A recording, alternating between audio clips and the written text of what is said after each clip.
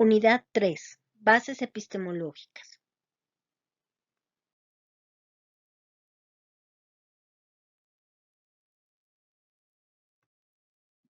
¿Qué aprendizajes debe lograr el estudiante para alcanzar la competencia? Revisar las perspectivas epistemológicas en las que se fundamenta la investigación.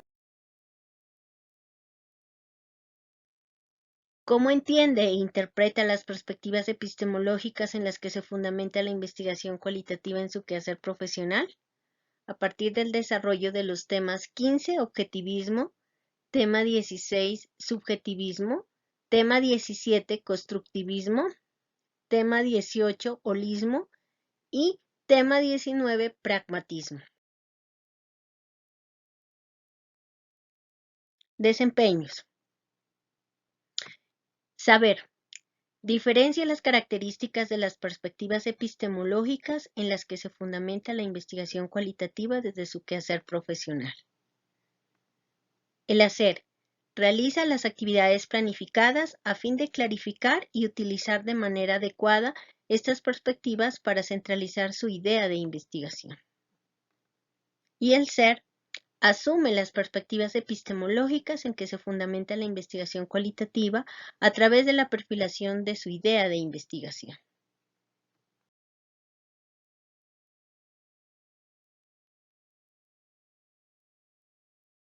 Al hablar de epistemología, este término proviene de dos palabras griegas, episteme y logos. Episteme, que significa conocimiento, y logos, que significa ciencia, que significan conocimiento y tratado, y que por lo tanto se pueden definir como una doctrina del saber. Es muy general aplicarlo a las ciencias, los términos de epistemología y epistemológico, y se reserva para el conocimiento en general los términos de gnoseología o neozoológico. Tenemos que esta epistemología tiene fundamentalmente que ver con ese conjunto de saberes que nos permiten entender y comprender cuál es el objeto de estudio de una determinada ciencia. Nos permiten identificar cuál es su naturaleza, cuál es su estructura, qué métodos son los más adecuados, qué técnicas se deben aplicar y cómo se deben hacer los procesos de interpretación.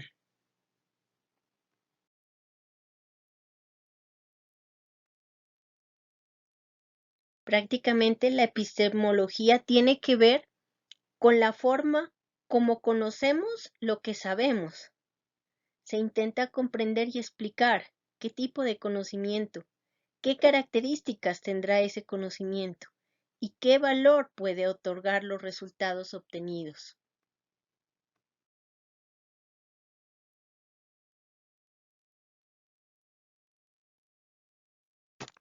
Cuando se adelanta a investigaciones sociales, el primer paso del investigador es definir esa perspectiva epistemológica, desde la cual realizará su indagación. Es por eso que en investigación social o en investigación cualitativa se suelen distinguir algunas posturas epistemológicas básicas, tales como el objetivismo, el subjetivismo, el construccionismo o constructivismo, el holismo y el pragmatismo.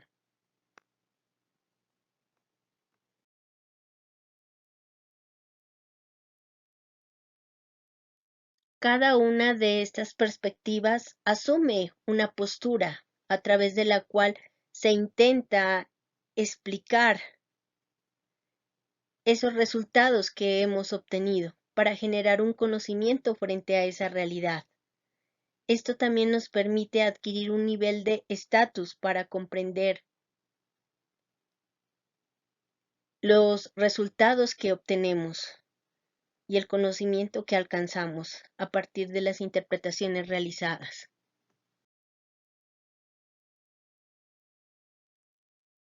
Ahora entraremos a revisar el tema número precisamente con el objetivismo.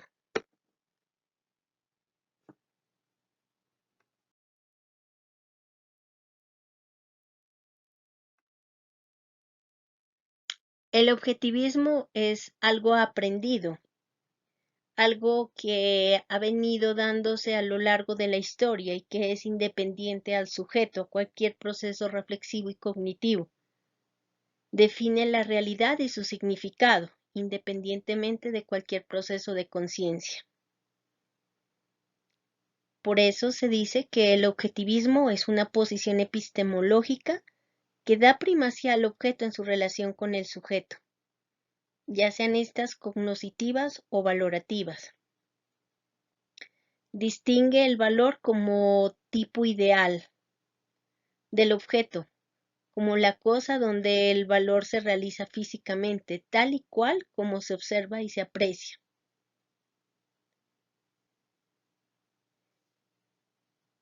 El objetivismo se centra en el mundo exterior, en la realidad observable, en los fenómenos,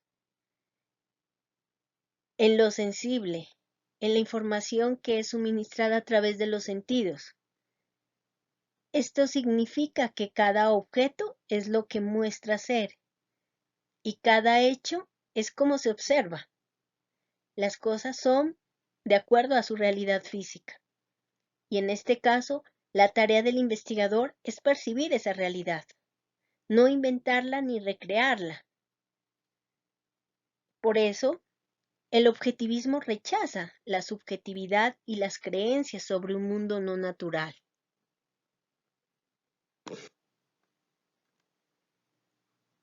El objetivismo sostiene que la razón del hombre está destinada a buscar el conocimiento de los hechos de esa realidad. Es la facultad intelectual que reconoce e integra el material provisto por los sentidos del hombre. La razón es la facultad del ser humano, es lo que le permite adquirir conocimientos. De esta manera, desde esta perspectiva epistemológica, no se acepta el misticismo, la fe y los sentimientos como medios de conocimiento. Igualmente se opone al escepticismo que proclama la imposibilidad de conocimiento o la relatividad del mismo. Esto no significa que el objetivismo niegue los componentes subjetivos, expresivos o simbólicos de una realidad humana. Sencillamente no son aceptados como componentes representativos para encontrar el conocimiento verdadero, ya que la esencia como tal de la verdad radica en la cosa en sí misma, en las ideas, en los conceptos, en las abstracciones y definiciones, tal cual y se experimentan y se observan y se perciben.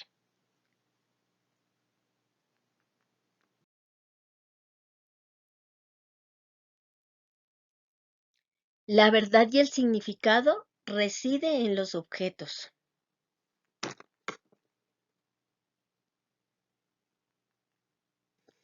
Los orígenes de esta perspectiva se desarrollan en el realismo escolástico y en la Edad Media, expresamente durante la época de la Ilustración,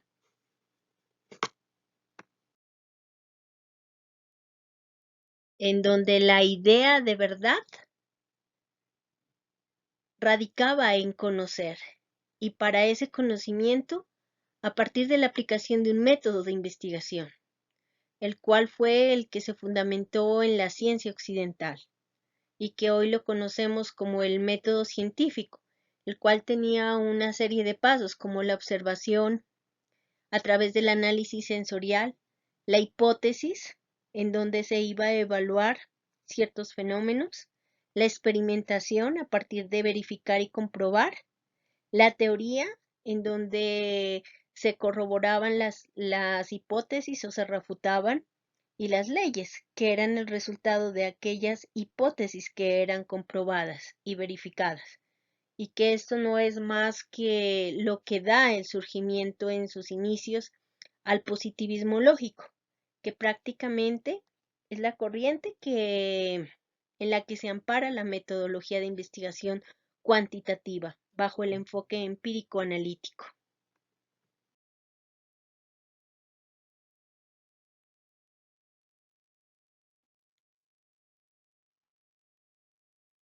Teniendo en cuenta las características del objetivismo y en concordancia con Elsie Bonilla y Penélope Rodríguez, cuando buscamos el conocimiento de la realidad social, es necesario, como primera medida, entender esa realidad objetiva que contiene la sociedad y que se representa en forma contundente mediante instituciones y el lenguaje.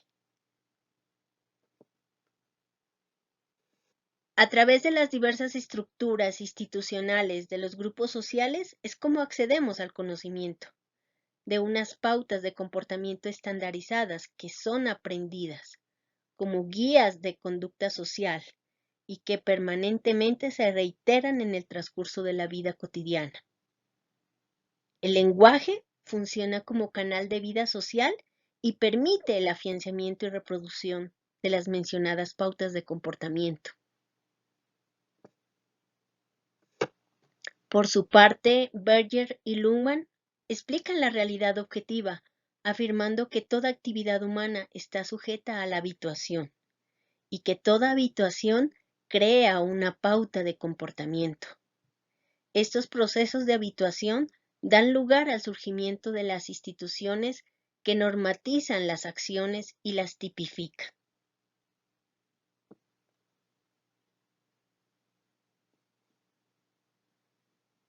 Para que se dé una tipificación de acciones habitualizadas, se parte de un factor histórico, ya que se construyen en el curso de una historia compartida. También debe haber un componente de control, pues establecen pautas definidas de antemano que canalizan el comportamiento humano. Se manifiestan generalmente en colectividades que abarcan grandes cantidades de gente. Todas aparecen como dadas, inalterables y evidentes por sí mismas.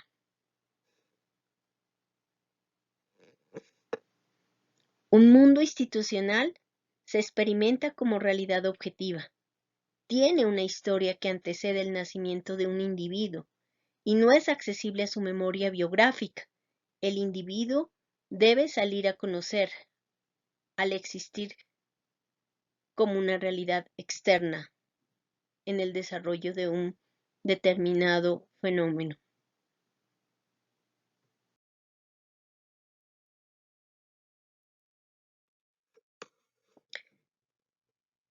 Se centra en un mundo exterior, en una realidad observable, en donde cada objeto se muestra tal y como es. Cada hecho es como se observa en su estado natural.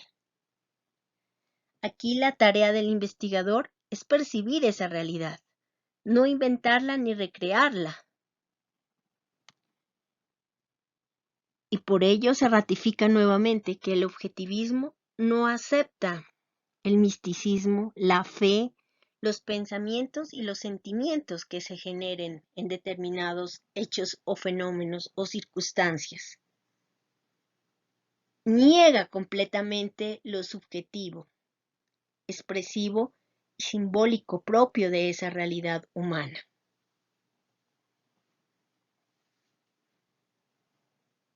Se habla de que el conocimiento es relativo a la sociedad, pues una realización en doble sentido de la palabra, como aprehensión de la realidad social objetiva y como producción continua de esa realidad. La realidad de la vida cotidiana es aprendida, como ordenada, se presenta ya objetivada, o sea, constituida por un orden de objetos que han sido designados como tales, antes que el individuo apareciera en escena. Y es el lenguaje el que marca las coordenadas de la vida en sociedad y llena esas vidas de objetos significativos. La expresividad humana es capaz de objetivarse, o sea que se manifiesta en productos de actividad humana.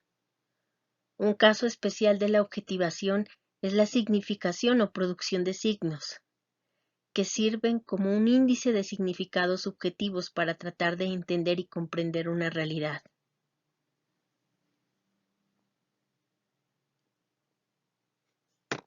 Las objetivaciones comunes frente a la vida cotidiana se sustentan primeramente por la significación lingüística. Por lo tanto, la comprensión del lenguaje es esencial para cualquier comprensión de la realidad de la vida cotidiana y debe tenerse en cuenta al realizar todo tipo de investigación social. El lenguaje es capaz de transformarse en depósito objetivo de vastas acumulaciones de significado y experiencia.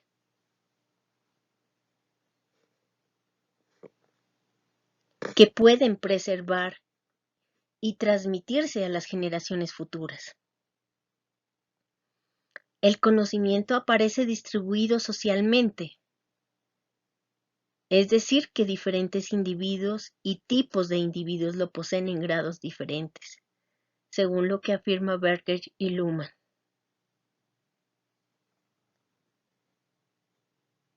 Mientras tanto, Bonilla y Rodríguez, por su parte, sostienen que el lenguaje opera como un canal de la vida social.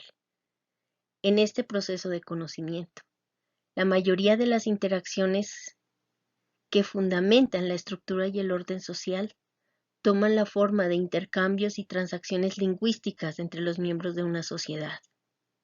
Y es por ello que el lenguaje juega un papel determinante en el proceso de legitimación de las instituciones sociales, porque introduce una lógica al mundo social objetivado y porque permite construir la estructura de la legitimación a través de unos medios de conocimiento que son definidos como componentes representativos de un conocimiento verdadero y validado por un grupo de individuos e inclusive por una comunidad científica.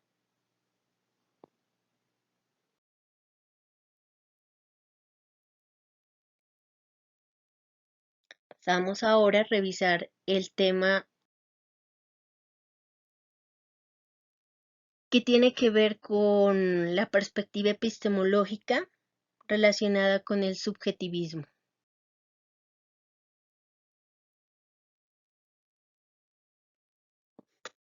Tenemos que se fundamenta en un pensamiento estructuralista, postestructuralista y posmodernista, que sostiene que el significado no puede emerger si no hay una interacción entre sujeto y objeto, y que predomina la posición impuesta por ese sujeto, y que la realidad es sometida a un proceso crítico y reflexivo de pensamiento, como tal del investigador. Por eso se dice que el subjetivismo es una teoría filosófica que sostiene que la realidad se somete al pensamiento, es decir, que contradice al objetivismo y hace referencia especialmente al carácter de todos los fenómenos de conciencia, o sea que se accede a ellos por introspección del sujeto o sujetos de conocimiento. También designa el carácter de lo subjetivo en el sentido de significación o simbolismo.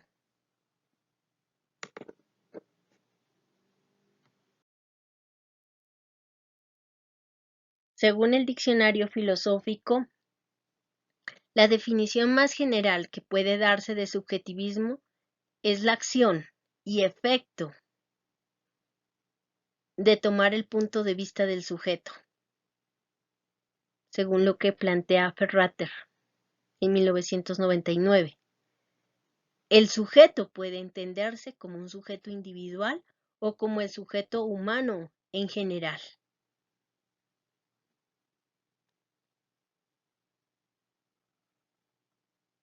El objetivo no es realizar ninguna contribución, simplemente es la generación de un significado frente a una realidad o un hecho concreto. Cuando se hace referencia al subjetivismo, se tiene en cuenta como núcleo del concepto al sujeto humano, de manera individual o general, y en este sentido como actor social.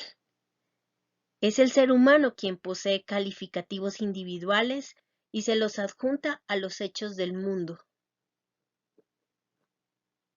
de la vida, por lo que el punto de vista de dicha persona es un punto de vista particular y privativo que va más allá del hecho aislado.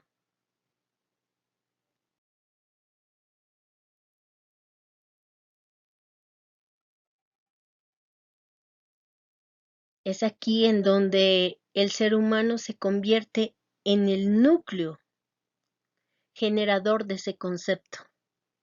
¿Por qué? Porque es el individuo el que le está dando esos calificativos individuales a esas realidades y a esos hechos, porque las está interpretando desde su realidad y su vivencia propia, y que por lo tanto va a ser muy diferente las lecturas que haga un sujeto y otro sujeto.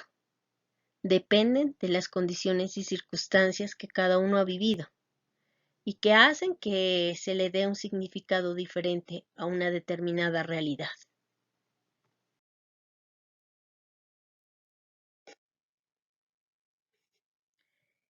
En este enfoque epistemológico tiene gran valor cuando se pretende entender la realidad particular de cada individuo o grupo social. Se parte del principio de que el punto de vista del sujeto particular está delimitado por sus condiciones particulares, que son las que determinan los juicios formulados, lo cual otorga a la investigación social un valor limitado y relativamente cultural e histórica. Pero no por eso es de menor importancia que la investigación con pretensiones de generalización teórica de tipo cuantitativo. Para el caso del conocimiento de la realidad social, el subjetivismo es un elemento de gran trascendencia, ya que nos lleva a explorar las razones por las cuales las personas en los grupos culturales se comportan de forma relativamente homogénea, lo que nos lleva a aceptar la existencia de una intersubjetividad, es decir, de un mundo de realidades sociales que se encuentran subyacentes a una realidad objetiva.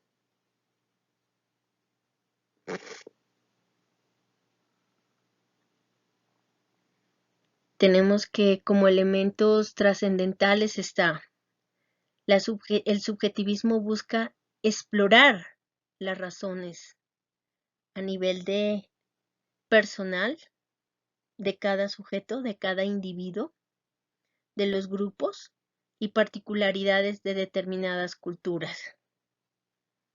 Vemos que se comporta de manera homogénea. Acepta la existencia de una intersubjetividad, un mundo de realidades sociales subyacentes a realidades objetivas. No acepta, como lo decíamos, acepta el misticismo, la fe, los pensamientos, los sentimientos y se apropia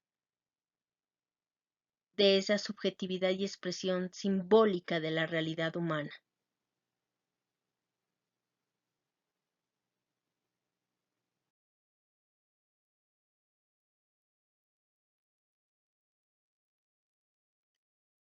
Cuando se desarrolla una investigación social, no se debe olvidar que el conocimiento es un fenómeno cultural, un producto social independiente del tipo de conocimiento a que se haga referencia.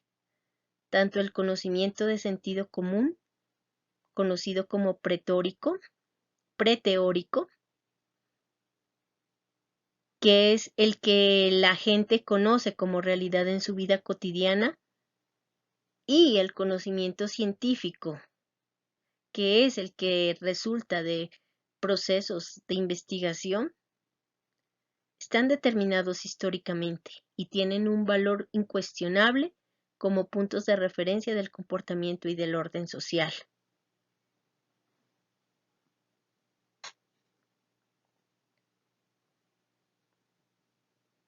Todos los miembros de una sociedad tienen uno o más tipos de conocimiento de las realidades que les permiten desenvolverse e interactuar con otras personas. De hecho, el conocimiento del sentido común constituye el edificio de significados, sin el cual ninguna sociedad podría existir. Es un referente determinante de la conducta social y por lo tanto también es una vía de acceso privilegiada para conocer el porqué del comportamiento en una situación social específica. Es por eso que el subjetivismo limita la validez de la verdad al sujeto que conoce y juzga principalmente, según su entendimiento y en consideración a su realidad específica, de acuerdo al entorno e interacción social en el que se desenvuelve, entendida no como un hecho externo, sino como una parte constructiva del sujeto.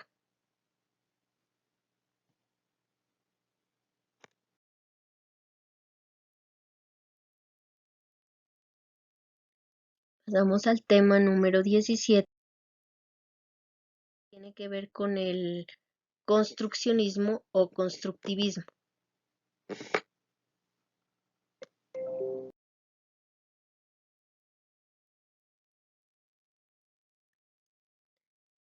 Entonces, tenemos que el concepto de realidad social supone hablar de su origen y formación, desarrollo y la relación entre sujeto y objeto, y con esto su alcance y validez individual, por lo que el concepto de constructivismo nos permite abordar la investigación social desde otra perspectiva epistemológica.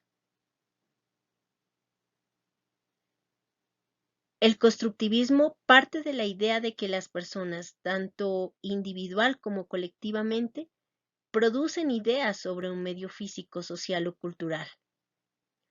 Por lo tanto, puede recibir el nombre de una teoría constructivista todo aquello que se entienda que el conocimiento es el resultado de un proceso de construcción o reconstrucción de la realidad, que tiene su origen en la interacción entre las personas y el mundo. Por lo tanto, la idea central reside en que la elaboración del conocimiento constituye una modelización más que una descripción de esa realidad. Y comenzamos a hablar del construccionismo social, en donde encontramos unos principales autores como Karl, Berger, Luhmann.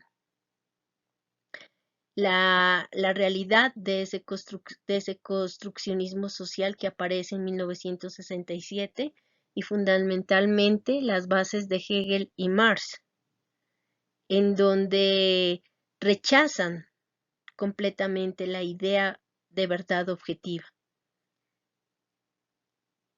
esperando a que esta realidad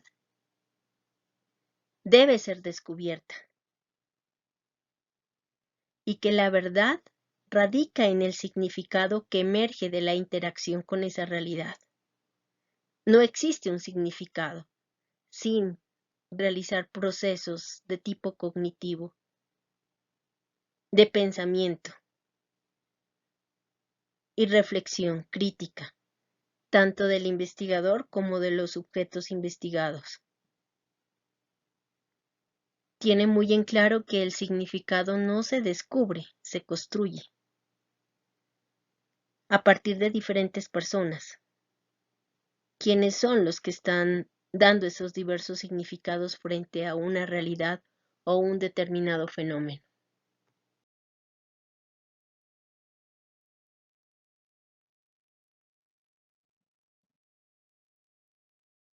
Vemos que centra en que el conocimiento emerge de aquellas contingencias ligadas a las prácticas humanas, a esa interacción constante de los seres humanos y a todo ese tipo de relaciones que se van dando en el mundo, a nivel de personas, grupos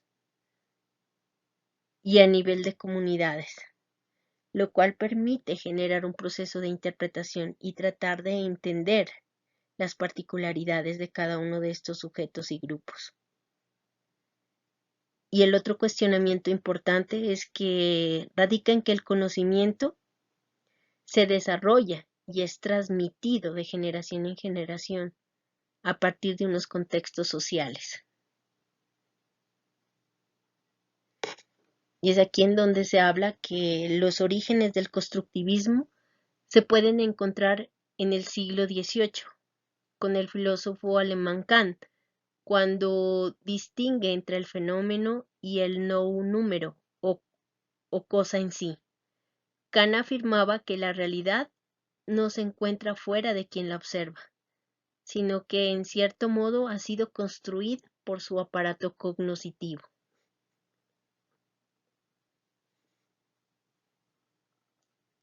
Por ello, el término constructivismo se refiere a un enfoque no convencional hacia el problema de conocimiento y hacia el hecho de conocer. Este se inicia en la presunción de que el conocimiento, sin importar cómo se defina, está en la mente de las personas, y que es el sujeto cognoscente quien lo construye, el que conoce las bases desde su propia experiencia.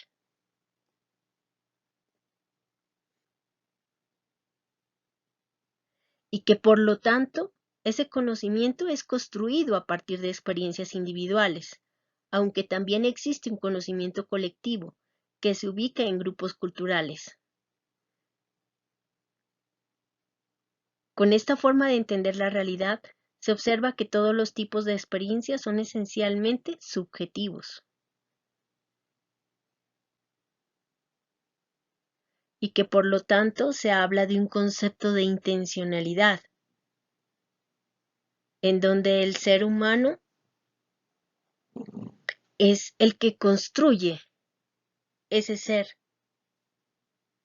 a partir de esas interacciones y desarrollo en el mundo, y que esto solo se activa a partir de esa relación intrínseca entre sujeto y objeto, en donde se da ese proceso de conciencia en el sujeto pensante.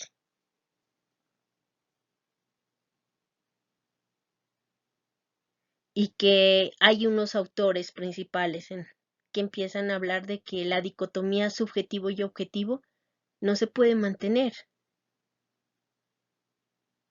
porque aunque son muy diferentes y opuestos, en la cotidianidad y en el devenir de este mundo de interacciones y constante cambio, van a estar siempre unidos.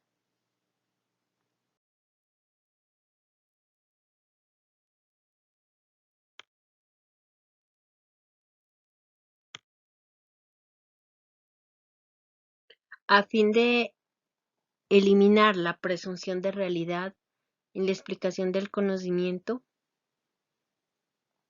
el filósofo austriaco von Glaserfeld enuncia los principios básicos del constructivismo, los cuales se resumen de la siguiente manera.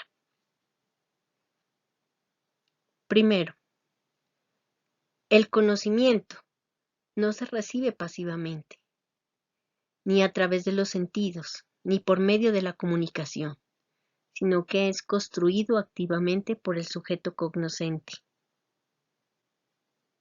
Segundo, la función del conocimiento es adaptativa, en el sentido biológico del término, tendiente hacia el ajuste o la viabilidad. Tercero, la cognición sirve a la organización del mundo experiencial del sujeto, no al descubrimiento de una realidad ontológica objetiva. Cuarto, existe una exigencia de socialidad en los términos de una construcción conceptual de los otros. Y en este sentido, las otras subjetividades se construyen a partir del campo experiencial del individuo. Según esta tesis, originada en Kant, la primera interacción debe ser como la experiencia individual.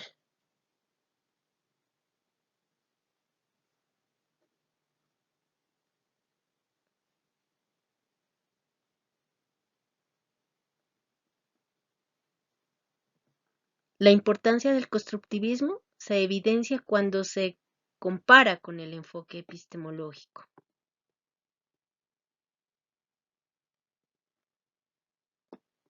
O ciencia cognitiva opuesta,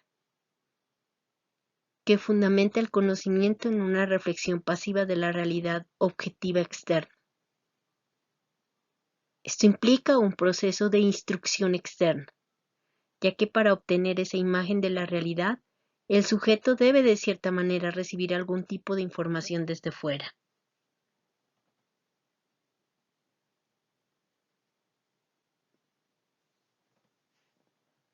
Este enfoque plantea una perspectiva ingenua donde los sentidos funcionan como una cámara que únicamente proyecta una imagen de cómo el mundo realmente aparece en nuestros cerebros y utiliza esa imagen como un mapa codificando la estructura externa en un formato diferente. Esta visión entra en conflicto con una serie de problemas conceptuales por cuanto ignora la infinita complejidad del mundo. Aún más, la observación detallada demuestra que en la práctica la cognición no funciona de esta manera. Por el contrario, se comprueba que el sujeto genera de manera activa suficientes modelos potenciales y que el rol que juega el entorno es simplemente reducido a reforzar algunos de estos modelos, mientras elimina otros.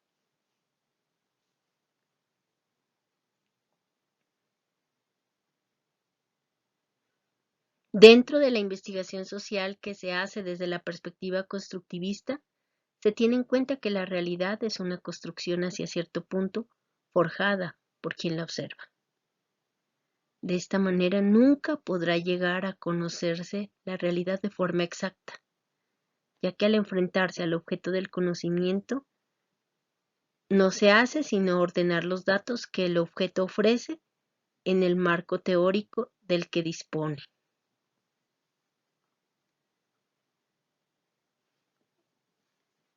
Es de vital importancia entender el principio constructivo cuando en investigación se escucha el relato de un hecho, ya que no se recibirá una descripción estricta de cómo fueron las cosas, sino solamente una aproximación a la verdad que debe ser entendida como la realidad construida por un individuo o grupo en relación con los conceptos que rodeen el hecho.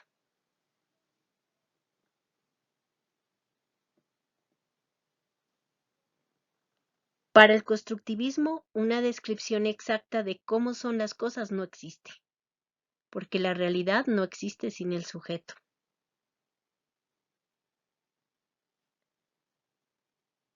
Tomando un ejemplo de Glaserfield, el camino escogido por la ciencia al tratar de las realidades es como el de una llave que se ajusta a la cerradura, aunque se ignora cómo está hecha la cerradura. Por el momento, la llave de que se dispone sirve para ese propósito, que se utiliza para abrir esa cerradura, a pesar de que se ignore en el fondo este asunto.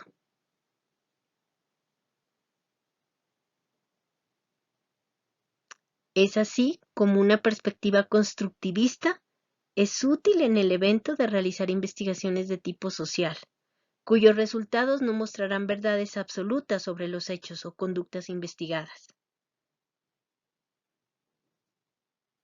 ya que estos siempre responderán a una construcción cosmogónica distinta para cada persona y para cada grupo cultural.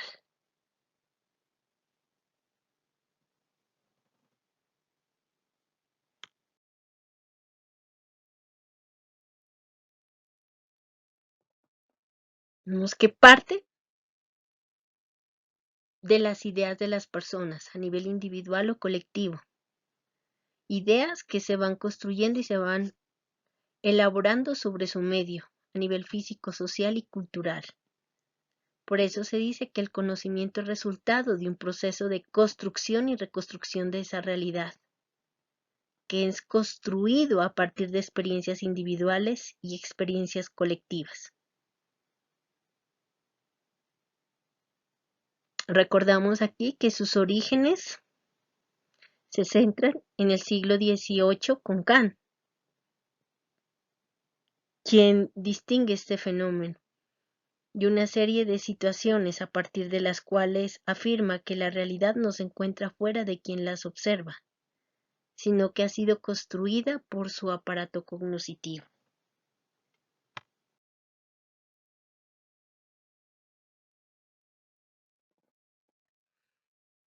Hablamos de que cuando se va a dar ese abordaje en investigación social, el tema central es la realidad humana. Y aquí lo que nos interesa es el origen, formación, desarrollo, relación entre sujeto-objeto, alcance y validez de ese conocimiento que se genera a partir de la interpretación que se hace de esos datos recolectados.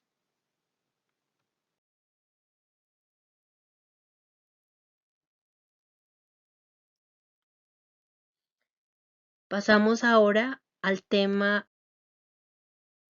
que ver con la perspectiva epistemológica denominada holismo.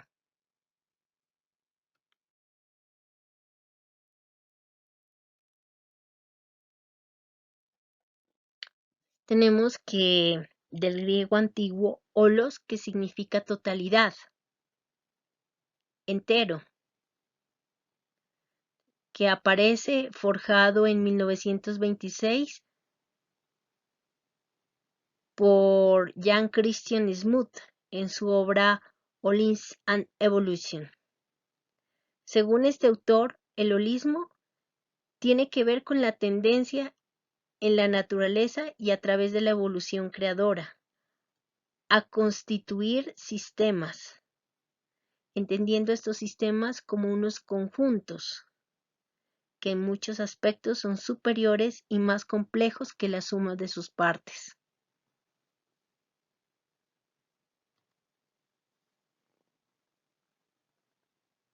El holismo, por tanto, se define globalmente por el pensamiento, tendiendo a explicar las partes y las funciones a partir del todo.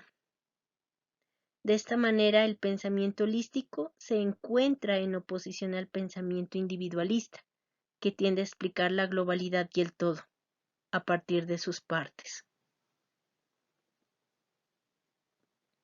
El holismo es una doctrina según la cual el todo, en cuanto a totalidad, tiene propiedades de las que carecen sus partes constitutivas. Según Evelio Machado, en el 2008, plantea que desde el tiempo de Aristóteles se había formulado esta importante idea relacionada con las nociones holísticas, en la que se afirmaba que el todo es más que la suma de sus partes.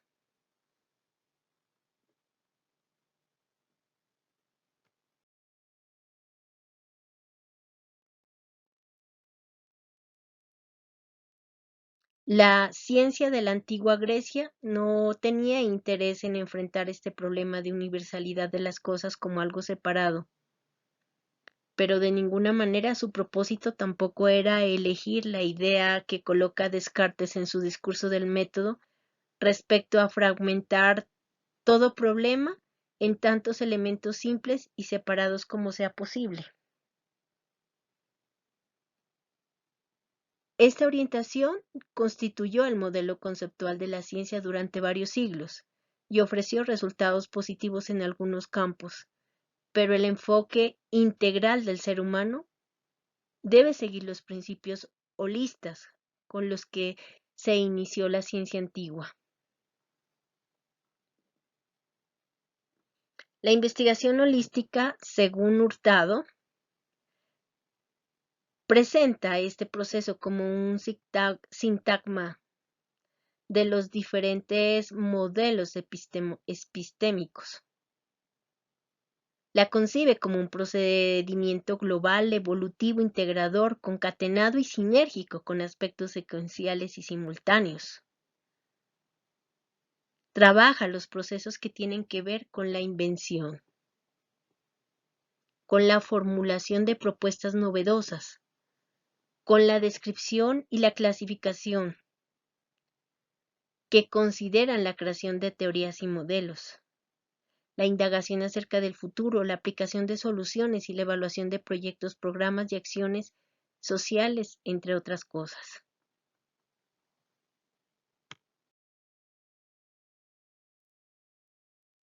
¿Qué significa holismo? Todo, por entero, totalidad, es una posición metodológica y epistemológica que postula cómo los sistemas, ya sean físicos, biológicos, sociales, económicos, mentales, lingüísticos, etc., y sus propiedades deben ser analizados en su conjunto, y no solo a través de las partes que lo componen.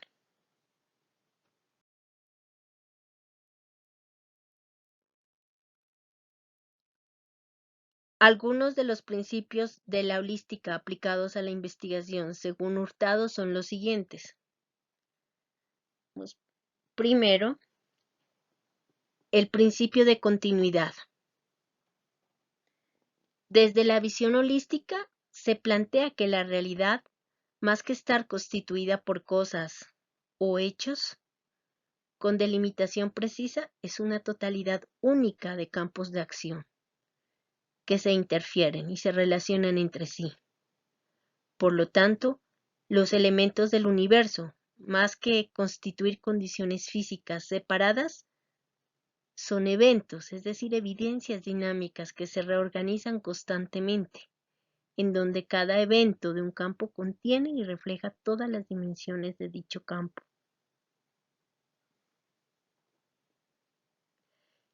La investigación es entonces un proceso continuo que intenta abordar un evento cualquiera, como evento en sí, y a su vez como evidencia de totalidad.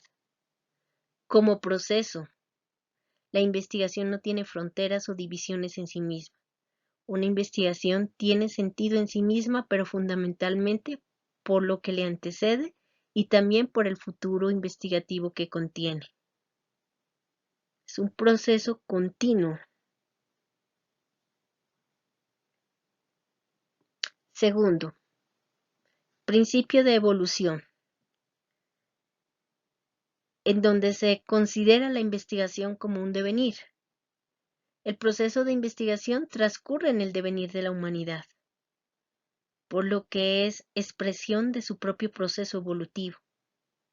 Por eso, los niveles de conocimiento que la humanidad alcanza en los distintos momentos de la historia son manifestaciones del propio desarrollo interior que ésta ha ido logrando a lo largo de su evolución.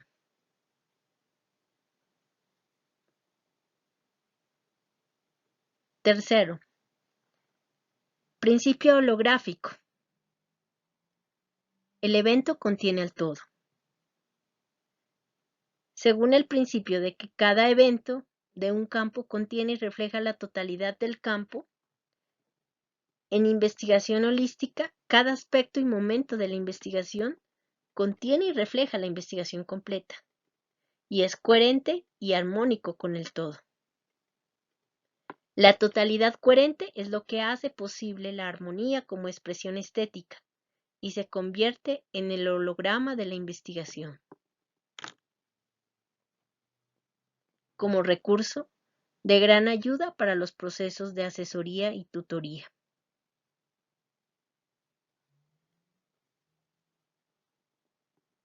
Cuarto, principio del conocimiento fenomenológico. El investigador como ser en situación. Toda investigación es realizada por un investigador, que como persona está inserta dentro de un contexto y vive en una situación particular. Por lo tanto, no es posible olvidar que cada investigación será abordada con los recursos, motivaciones, interpretaciones, modelos teóricos y enfoques propios de la persona que la va a llevar a cabo.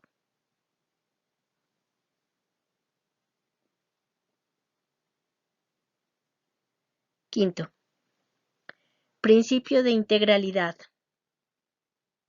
La holopraxis como vivencia holística.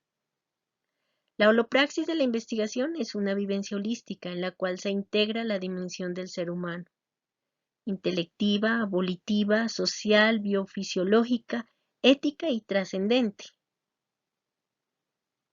y cuyos objetivos también abarcan todas esas dimensiones de conocimiento, búsqueda del bien, preservación de la vida, y que por lo tanto el paradigma holístico abre una ventana novedosa que motiva y estimula a los aportes propios y universales, y ayuda al investigador a comprender las distintas fases por las que atraviesan los procesos creativos de la investigación. La investigación holística le devuelve a la inventiva humana y a la creatividad el lugar del privilegio que le corresponde dentro de un proceso científico.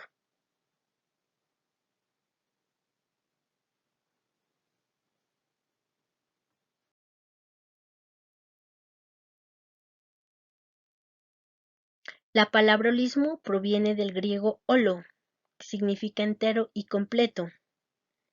Hablamos del holismo y que el holismo tiene unos planos y unas esferas en las que se mueven los seres humanos y que éstas están relacionadas con, primero, lo físico,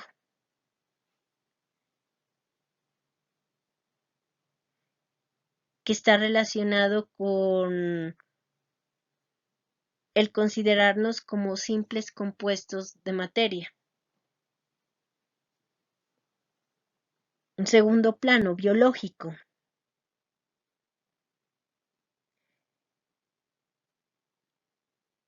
en que el ente físico se ha organizado según ciertos procesos para intercambiar energías con el medio. Un tercer plano, relacionado con lo emocional.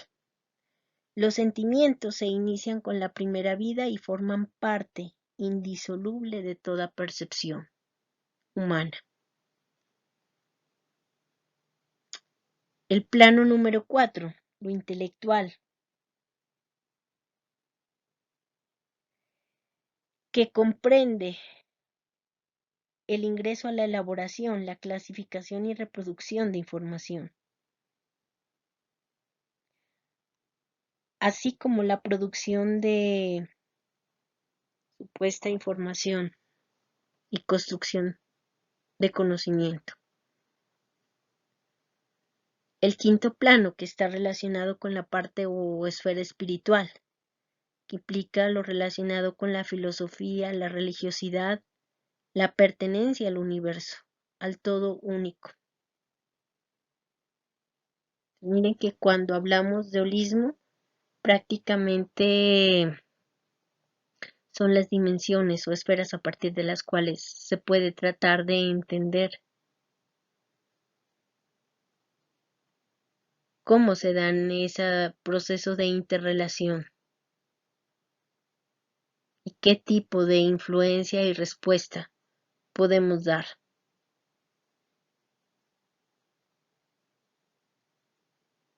Y que en nuestro desarrollo y comportamiento y en nuestra cotidianidad se observa claramente la participación de cada uno de estos planos, apoyando y articulándose complementariamente.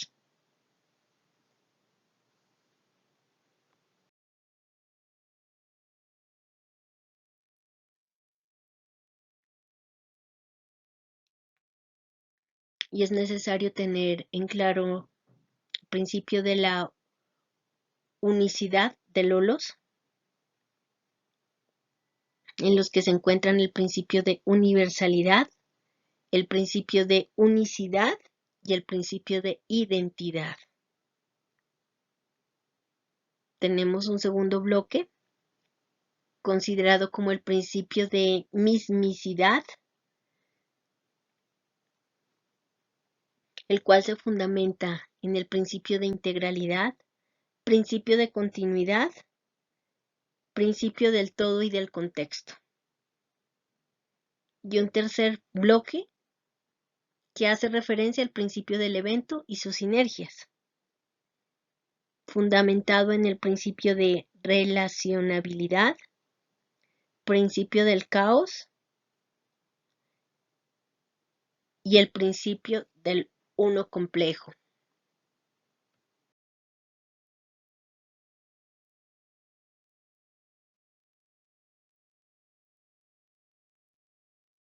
Finalmente, revisaremos el tema 19,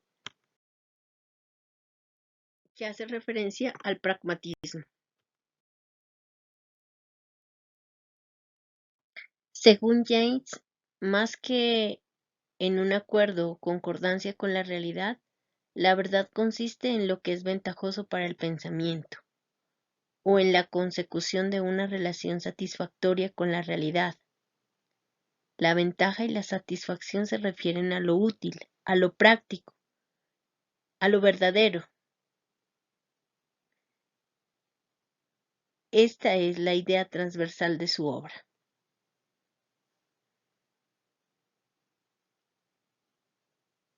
Tenemos otro autor, John Dewey, quien tuvo gran influencia en la vida social estadounidense.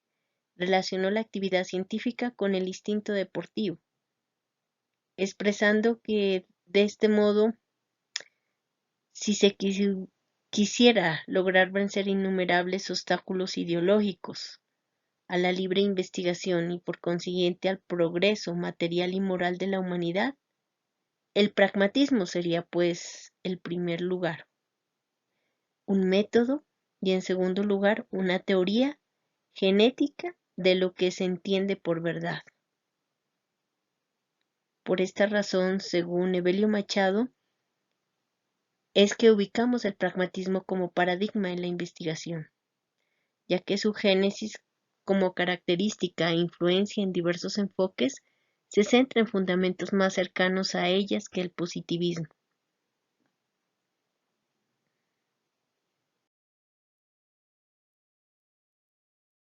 En donde se reduce esos conocimientos humanos a instrumentos de acción. En resumen, tal doctrina parte de la idea de que cada ser humano posee la verdad por sí mismo, lo que le permite resolver sus problemas. La verdad es lo que funciona bien o lo que mejor le conviene. Entiende por utilidad práctica la conformación de verdad mediante este criterio. La división sujeto-objeto se establece únicamente dentro de los marcos de la experiencia, siendo el conocimiento un conjunto de verdades subjetivas. Se tiene que la búsqueda de criterios de verdad de las teorías se enfoca en el éxito práctico y que el ser humano se separa de otros seres activos porque además es capaz de orientar su actividad según fines que han sido en cierta medida creados o decididos por él.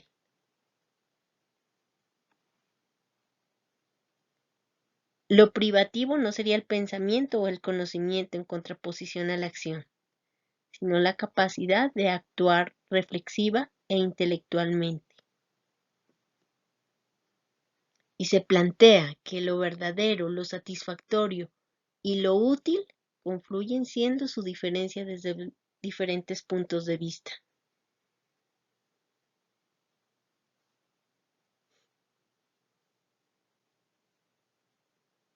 James y Sanders manifiestan que las acciones y los fines constituyen el eje en que se sustenta la actividad interpretativa del pragmatismo. Crear, investigar, teorizar, forman parte de un conjunto de actividades sensitivas y manipulativas, y otras conceptuales y simbólicas, que se entrelazan con la conducta total para lograr el cumplimiento de los fines propuestos. La verdad para el pensamiento radica en la evidencia de la práctica de esa realidad.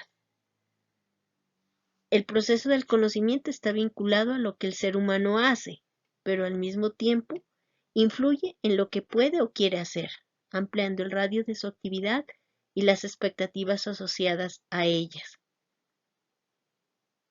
Lo característico no es subordinar el pensamiento a la acción, sino redefinir la expresión del pensamiento mismo, en teorías que tratan de desentrañar la realidad. Se ve como una actividad cuyas herramientas propias son los conceptos, palabras, ideas y signos.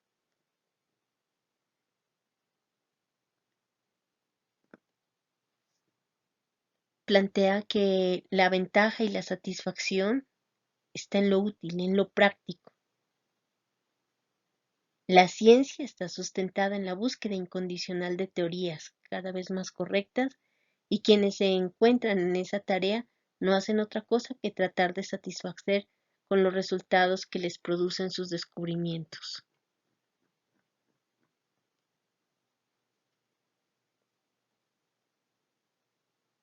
Se retoma aquí un cuestionamiento de Hipócrates, que es un claro ejemplo de esta corriente, en el que él propone que el hombre entiende mejor lo que él hace. Esta frase sintetiza prácticamente todo el eje bajo el que se sustenta la perspectiva epistemológica del pragmatismo, en el hacer, en lo útil, en la evidencia, en lo que es verificable, en la práctica de esa realidad como tal.